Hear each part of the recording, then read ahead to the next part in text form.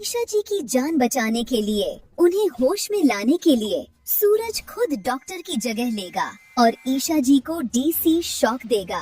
पर क्या ईशा जी होश में आ पाएंगी? उन्हें नया जीवन दान मिल पाएगा? जी हाँ दोस्तों, जहाँ एक ओर ईशा जी के होश में आते ही जैसे ही उनकी नजर सूरज और पूरे घर वालों पर पड़ती है, उनकी सांसें अचानक तेज हो जाती हैं। आंखों में एक गहरा सा दर्द और डर उभर आता है और अगले ही पल आईसीयू का हार्ट मॉनिटर एक सीधी लाइन दिखा देता है।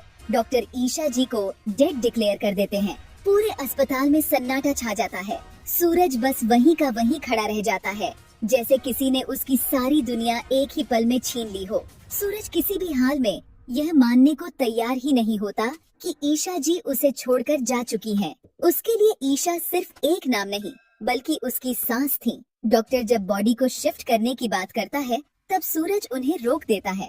सूरज भारी आवाज में कहता है, नहीं, मेरी ईशा जिंदा है, आप सब गलत कह रहे हैं। सूरज दोबारा आईसीयू के अंदर जाता है। ईशा जी बिल्कुल शांत पड़ी होती है, जैसे गहरी नींद में हो। सूरज उनके सामने कुर्सी खींचकर बैठ जाता है और उनसे बात करने लगता है जैसे वह जिंदा हो। ईशा जी, आप ऐसा नहीं कर सकती।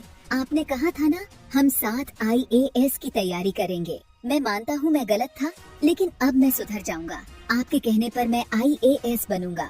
आपका यह पति ब्रह्मचारी अब एक अच्छा आईएएस ब्रह्मचारी बनकर दिखाएगा। आप बस एक बार उठ जाइए। लेकिन ईशा जी, जिनकी मौत हो चुकी होती है, उनमें कोई हरकत नहीं होती। सूरज की आंखों से आंसू रुकने का नाम नहीं लेते। तभी उसके दिमाग में एक जिद पैदा हो जाती है। अगले ही सीन में सूरज डॉक्टर का सफेद कोट पहन लेता है, ग्लव्स पहनता है और मशीन के पास जाकर डीसी शॉक के पैडल्स उठा लेता है। नर्सें उसे रोकने की कोशिश करती हैं, लेकिन सूरज किसी की नहीं सुनता।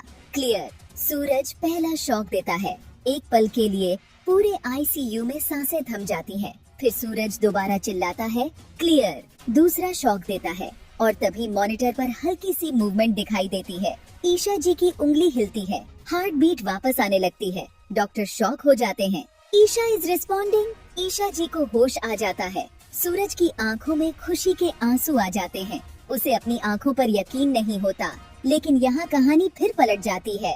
होश में आते ही ईशा जी अपनी नजर सूरज से हटा लेती हैं। वह सूरज का चेहरा तक देखना नहीं चाहती। उनके दिल में वही पुराना दर्द जिंदा होता है, सूरज का उन पर यकीन न करना। ईशा जी बेड से उठकर सूरज से दूर जाने की कोशिश करती हैं। तभी सूरज पीछे से जाकर अपना ब्रह्मचारी तोड़ते हुए ईशा जी को जोर से हक कर लेता है। पूरे रूम में सन्नाटा छा जाता है। दाइमा, पापा जी और बाकी घर वाले हैरान रह जाते हैं। सूरज रोते हुए कहता है, ईशा जी, मैंने गलती की, लेकिन मेरा प्यार झूठा नहीं है।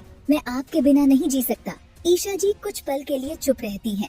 उनकी आंखों में आंसू भर आते हैं। पर सवाल ये है, क्या ईशा जी सूरज को सच में माफ कर पाएंगी, या यह नई शुरुआत एक और बड़े तूफान का इशारा है? आपको क्या लगता है? कमेंट करके जरूर बताना।